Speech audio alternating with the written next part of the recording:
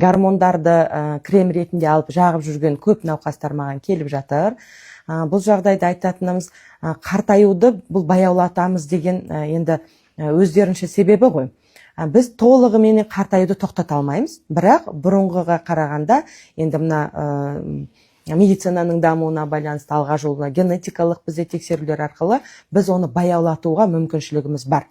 Анти-эйдж деген шықты ғой, программа бар ғой, сондай. Сол протокол бойынша сол баяулату мәселесін мүмкін. Себебі, мысалы, біз егер дұрыс ұйықтайтын болсақ, ең бірінші ұйқы мәселесі, ол барлық гормондарды қайта қалпына келтіру процесі ұйқы деп аталады.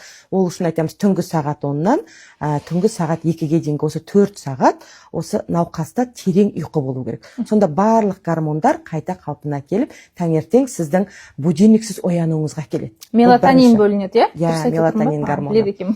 Сондықтан қартаюдың, баяулатудың ең бірінші себебі уақытында ұйқыға жату, және ең кемінде 7-8 сағаттық ұйқы, және ұйқының сапасының жақсы болуы.